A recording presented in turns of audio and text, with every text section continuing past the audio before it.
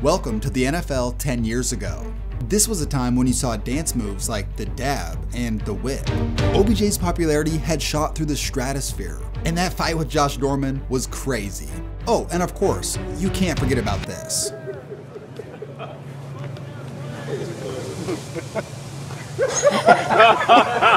What the? Look at the cowboy boots. This was the NFL in 2015. Hey, what's going on? This is the 9th edition of this video that I've made. Next year, it'll be 10 years of 10 years ago videos. That's just crazy. It feels like just yesterday I was walking around Sac State's campus and seeing guys with haircuts like this. Here were some things that made the NFL in 2015 stand out. First, the uniforms. We still were seeing the Bumblebee uniforms from the Steelers, which they would stop wearing in 2016. Either you loved these or hated these. To me, they're sort of an ugly cool. These, on the other hand, disgusting. The only thing that could make these worse is if someone wore full mustard uniforms. Oh wait, that happened in 2015. 2015 saw the roots of the Color Rush era, with 8 teams rocking these colorful uniforms on Thursday Night Football. One of these games ended up being a disaster for people who were colorblind because it ended up looking like this. The Browns unveiled these uniforms in 2015, and to be honest, they suck. Compared to their previous uniforms, they're just so much worse. I remember getting this jersey for Christmas that year and thinking, hey, this is the perfect player to get because he's gonna be around for a few more years. He wasn't. Anyways, some other things that made 2015 unique was its dances. I already talked about these two, but you also had the Hit Dem folks, and this one, and pretty much anything Odell Beckham Jr. decided to do. Like I said in the beginning of this video, OBJ's popularity by this point had exploded. Ever since he made that catch back in 2014, he had become the most popular non-quarterback in the NFL. And let me show you some Instagram numbers from back then to explain. The 3-time Defensive Player of the Year and most popular defensive player in the NFL, JJ Watt, had 1.1 million followers on Instagram at the beginning of the 2015 season. Russell Wilson, the most famous young quarterback in the NFL, having played in 2 Super Bowls to that point, had 1.6 million followers. OBJ, after his rookie season, 2 million. Whether or not you care about followers, this at least goes to show just how crazy the OBJ phenomenon was. I mean, this dude was a rookie in 2014. He made one crazy catch and had an amazing year, and he blew up in popularity. He was on the cover of Madden that year, and it was just crazy. And because of that catch, they implemented it in Madden that year, and the deep ball was absolutely broken. Whenever Madden releases, it means one good thing. Not that the game's good, no, it's not. What it means is that the actual football season is right around the corner. We are so close to opening day that we can almost taste it. And you already know I'm getting myself out to a few games this year. Probably a Falcons game, maybe a Tampa Bay Bucks game, hell, maybe even the Iron Bowl. Now is a great time to plan ahead and get your tickets early through today's video sponsor, SeatGeek. With over 28 million downloads, SeatGeek is the #1 rated ticketing app. There are more than 70,000 events every single day on SeatGeek, including concerts, sports, festivals, and more. They put all the tickets across the web into one area to make sure you're getting a good deal. And each ticket is rated on a scale from 1 to 10, so look for the green dots. Green means good and red means bad. And you know I came through for you guys. Use my code KTO for $20 off tickets at SeatGeek. That's $20 off your first purchase using promo code KTO. Make sure you click the link in the description to download the app.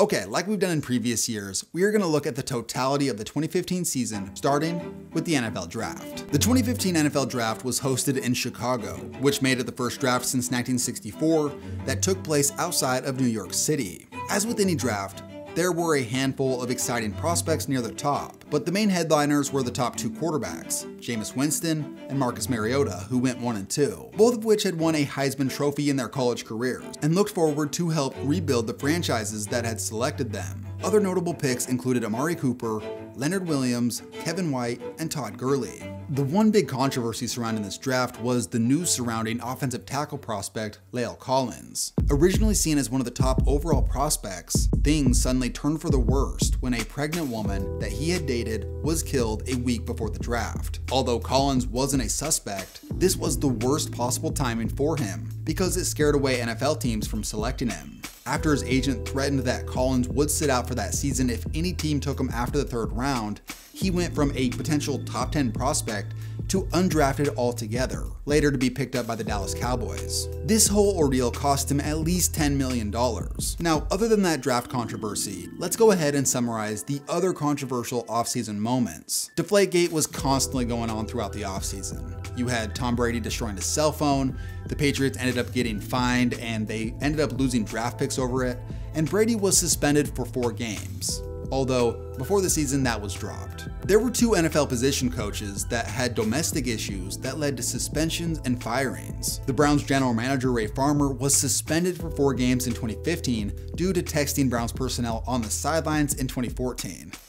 Man, the Browns, they kill me. Listen to this next story. After Kyle Shanahan served as the team's offensive coordinator in 2014, he made a 32-page PowerPoint presentation on why he wanted to leave the team, so they let him go. I think things have only gotten worse when it comes to their management. Moving on, for free agency and trades, here are the most notable. Starting with free agency. The offensive side of the ball was highlighted by DeMarco Murray surprisingly leaving Dallas for Philadelphia after leading the league in rushing, longtime Texan Andre Johnson signing with the Colts, Jeremy Maclin going to Kansas City after his best season in Philadelphia, and breakout star tight end Julius Thomas signed a big contract with the Jaguars. On the defensive side, Ndamukong Suh signed a massive deal with the Dolphins. The Cowboys were criticized for signing the controversial Greg Hardy, and Darrelle Revis returned to the Jets after spending 2 seasons away from the team. For the notable trades, the Eagles were making big moves in the offseason. Chip Kelly had gained GM powers in 2015, and he used that power for blockbuster trades. He traded away star running back LaShawn McCoy to the Bills for Kiko Alonso, which is why they went and signed DeMarco Murray. Kelly also traded away Nick Foles for Sam Bradford. The Saints pulled off a pair of moves. First, trading Jimmy Graham and a 4th-round pick to the Seahawks for All-Pro Max Unger and a 1st-round pick. And second, the Saints traded Pro Bowl guard Ben Grubbs and wide receiver Kenny Stills for linebacker Daniel Ellerbe and a 3rd-round pick in 2015. Lastly, the Lions traded for Haloti Ngata from the Ravens with draft picks to make up for losing Ndamukong Suh.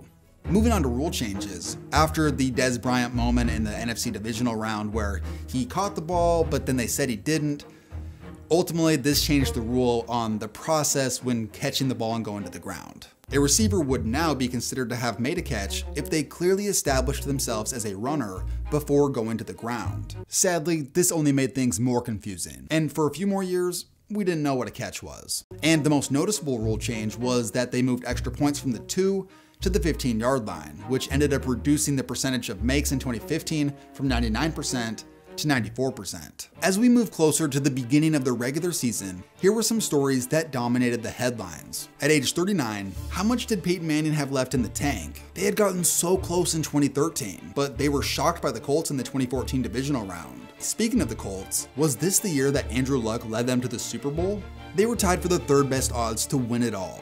Another team with good odds was the Cowboys. They were coming off a 12-4 season and a devastating playoff loss. Romo had been the runner-up for MVP and was hoping to build upon that success. After signing Suh to that mega deal, was Miami finally going to get back to the playoffs after a 6-year drought?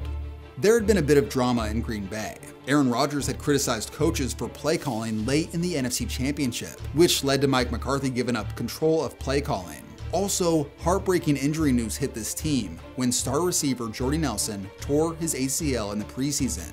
So how would the Packers perform considering these changes? Over in Philadelphia, was Chip Kelly a genius or had he gone mad? They had produced back-to-back 10-win seasons, but then basically did an insane roster overhaul that was seen as controversial. Kelly also signed Tim Tebow during the preseason, but he released him during final cuts. After the most gut-wrenching Super Bowl loss in recent history, there was the Russell Wilson contract talks. Ultimately, he signed a contract that made him the 2nd highest paid player in the NFL. So how is this going to affect this great roster? And lastly, in what was expected to be a rough year in San Francisco, Australian rugby player Jared Hayne took the spotlight in the preseason as a return man. This was a feel-good story people wanted to follow along with, at least early on. That would change. Now with that said, let's move into projected team records, starting with the NFC. On screen, as we did last year, we have each team's 2014 record, their projected win total in 2015, and the team's expected quarterback.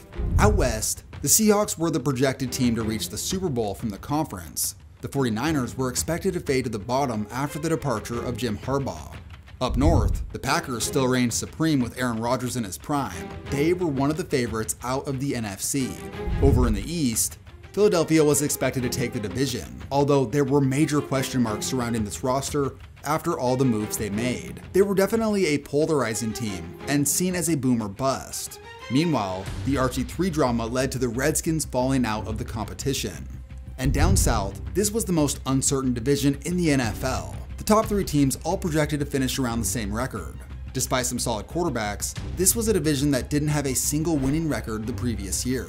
Now headed to the AFC side of things, over in the West, the Broncos were the clear favorites once again, although they weren't seen to be as strong as they had been in the previous season. Up north, this division was absolutely stacked the previous season, with the Steelers, Ravens, and Bengals all winning 10 or more games. Per usual, 2015 was going to be a toss-up for the division crown, and for Cleveland, they were about to find out if Johnny Manziel could get his crap together. Over in the East, surprise surprise, the reigning Super Bowl champs were projected to take the division again, although the Dolphins with signing Sue were expected to have a shot. And finally, down south, this was a pretty top-heavy division with the Colts projected to be one of the top teams in the NFL. Andrew Luck was expected to lead this team deep into the playoffs again. Entering the regular season, here were the top 10 players according to other players, as well as the average top 10 picks in fantasy drafts. What's up, man? How you doing? You all right? You ready for the game? Yes, sir. Mariota to the air, touchdown, Tennessee, Delaney Walker. Oh, it's down. Ball is out, and he's hit the end zone. And Romo is down. Dalton throws, A.J. Green, and Green off to the races. Green still going, touchdown, Cincinnati. That's to the Rams offense. Gurley, a big gainer up through the middle, breaks it to the outside, inside the 25. D-line in the back of the end zone, and it is caught for a touchdown by Larry Donnell. And they get the play off. Newton steps up, close for the end zone. Olsen, touchdown. How about that?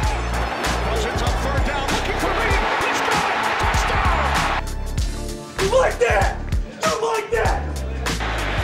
And now he fires downfield. He's looking for Beckham, who makes the catch. Breeze fires. Touchdown. Rush is coming. Jones throws it. It's caught by Brown. Antonio Brown. Antonio Brown is out of bounds. Andrew Luck will be out for at least a month with a lacerated kidney and an abdominal muscle injury, both suffered on a fourth-quarter scramble against the Broncos. Peyton came out of the game. Was he benched for an ineffectiveness injury? What was the... No, to be honest with you, I was protecting him because I was worried about him. Manning finished the game with 25 passing yards, I believe. And, of course, he was benched after throwing 4 interceptions for Brock Osweiler. And I don't know about you, and I'm not saying Manning should have kept playing, but I felt like throwing up. Going to be 7-2. Here's Brady over the top. Open is Gronkowski. He gets away. 76 yards to Gronk. And now you can add another.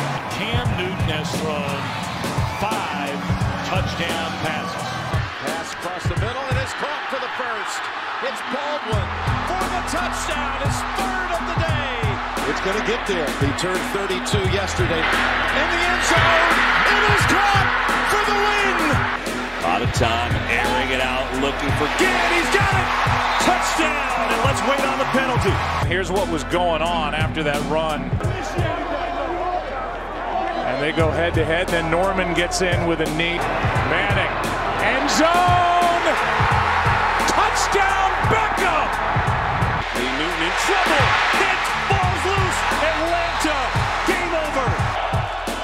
Rodgers sacked again. Ball out. Live play. Touchdown. Fitzpatrick. As he throws a wobbler. Manny Lawson gets under it for the interception. In wrapping up the 2015 season, let's look at how every team finished compared to their projections, starting with the NFC. Out west, the Cardinals were a big surprise behind Carson Palmer's incredible season. He led the league in multiple passing categories and was the runner-up for MVP. The Seahawks were sort of underwhelming, just not as dominant as they had been the previous years. Up north, the Vikings surprised everybody behind Adrian Peterson leading the league in rushing yards and touchdowns. They had grinded out tough wins with their top 5 defense, and they stunned Green Bay in the season finale to take the division. Out east, this division was flipped upside down. The Eagles flopped and Chip Kelly was fired. Tony Romo got injured early and the Cowboys couldn't effectively replace him. The Giants took a step back. And then, the team no one expected to be good, the Washington Redskins, finished the season with a 4-game win streak to take the division crown. Kirk Cousins had been one of the surprise stories that year. After filling in for an injured RG3, the team never looked back. It was an awesome underdog story for Cousins, and a mysterious, unsettling one for RG3. RG3 had gone from Rookie of the Year in 2012 to taking reps on the scout team defense in 2015. Anyways, for the final division in the NFC, down south, this was the real stunner. The Panthers, who at one point looked like they were gonna go undefeated, were the best team in the NFL behind a legendary MVP season by Cam Newton. What made this even more incredible was the team lost #1 wide receiver Kelvin Benjamin before the season even began. Yet, they produced one of the most prolific offenses we've seen. Also, their defense was one of the best in the NFL, and many expected this team to win the Super Bowl. Moving over to the AFC, out west, we saw some interesting dynamics.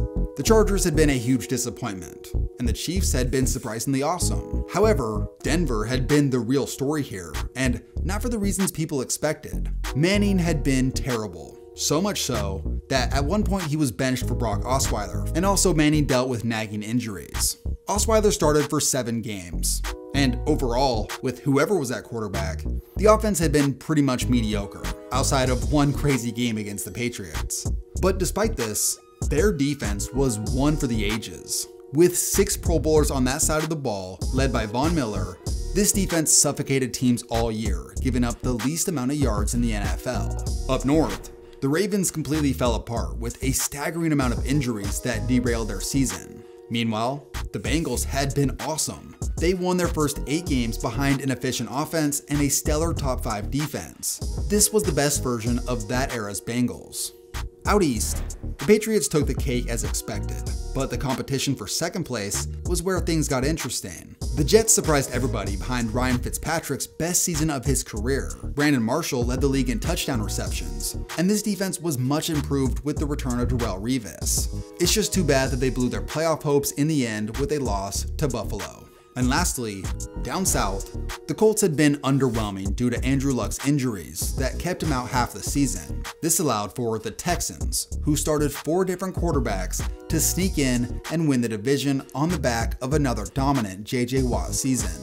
Next, here are the top 10 passers, rushers, and receivers. What's amazing about Cam Newton's season was not only did he throw 35 touchdowns, but he also rushed for 636 yards and 10 touchdowns. Adrian Peterson bounced back after missing most of the 2014 season due to suspension, and Todd Gurley won Offensive Rookie of the Year, finishing 3rd in rushing yards. Surprisingly, only 7 guys ran for over 1,000 yards, about half as much as the previous year. For receivers, Julio Jones and Antonio Brown continue to show why they were the best in the game.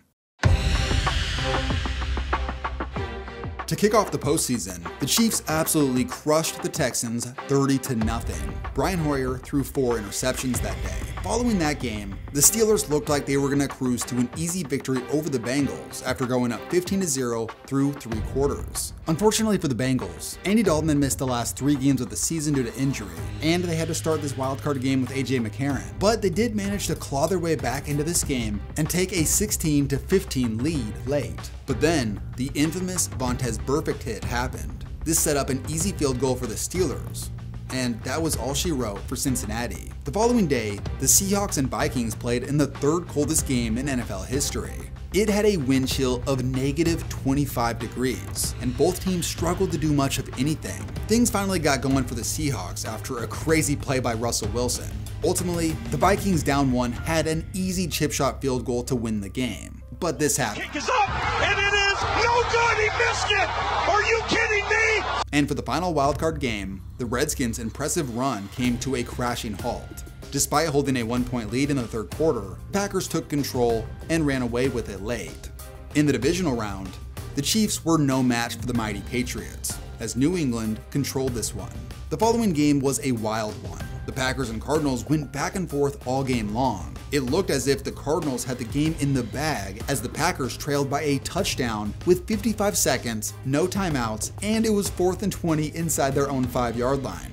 But then, it was Rodgers' magic. He hit an insane pass downfield. They almost blew the game with terrible clock management, and then on one last gasp Hail Mary, Rodgers hit one of the greatest throws we've ever seen.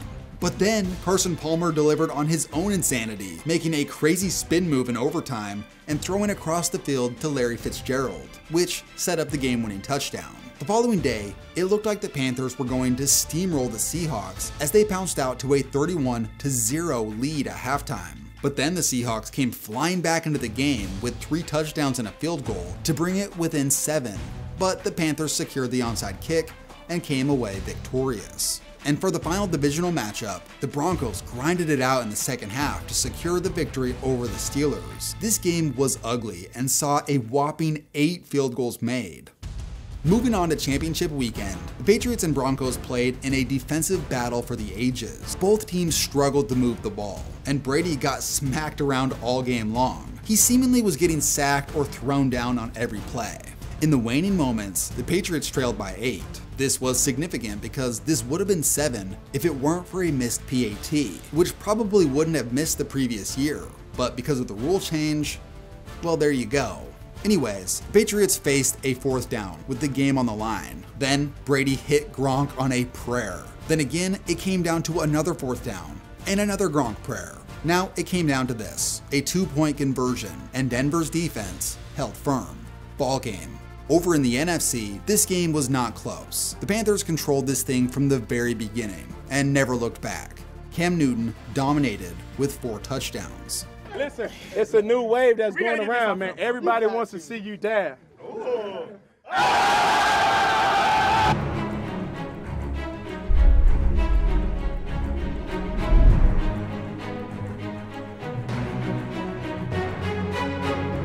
Initially, the Panthers were seen as pretty big favorites. After all, they not only had the MVP and a rock-solid offense, but also their defense was brutal.